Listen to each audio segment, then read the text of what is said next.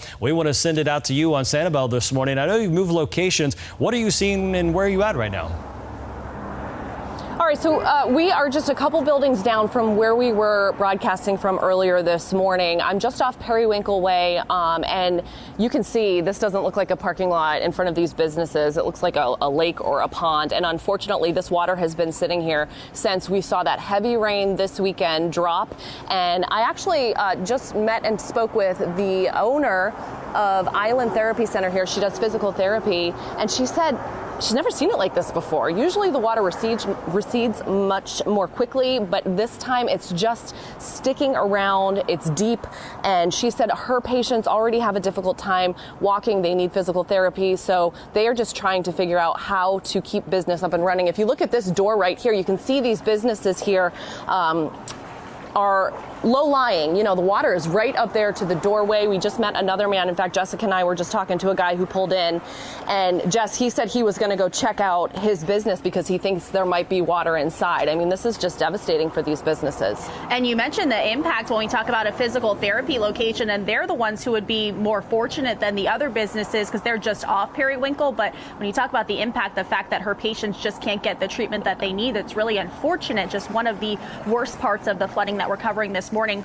There is a little bit of good news. So we're going to show you video in just a bit. But first, I want you to keep your eye on something. So we're seeing a little bit of progress in the way of receding waters, because right here we were actually seeing yesterday water creeping closer up towards the windows here in Sanibel Square. So it looks like we've made a little bit of progress today, but still, again, lots of people, if you have a smaller vehicle, this is not something you're going to want to try passing. We're going to walk with you over this way. So again, just bear with us because it's a little bit difficult to make your way around here with all the flooding that's still standing out here this morning.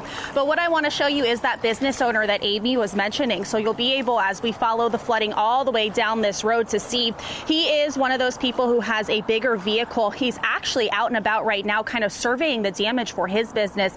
He said he fears he's going to be dealing with a lot of damage out here this morning. He's not alone either. We've actually been making our way around the island speaking with homeowners out here, many of them dealing with several inches up to their property. Many of them, they can't even drive along their driveways this morning. So what we did was speak with a local attorney who explains what you want to do right now if you're one of those people who could be dealing with damage.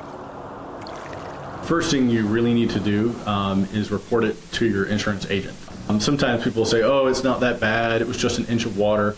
And what they don't realize is, you may have mold growing in your walls, you may have electrical damage.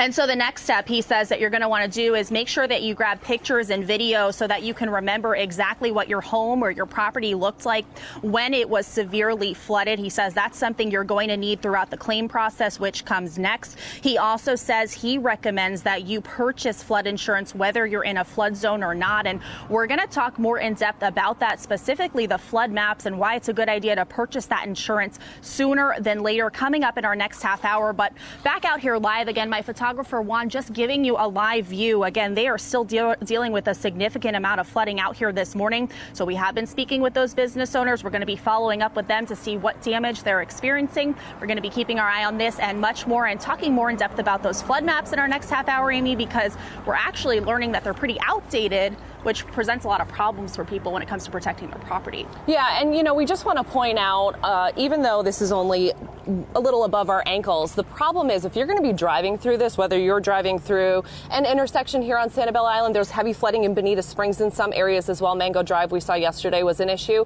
But even in these parking lots, you have to be so careful, because when you pull in, you don't know whether you're turning off into a little ditch or culvert or if you're pulling into a parking spot. So please just be very careful.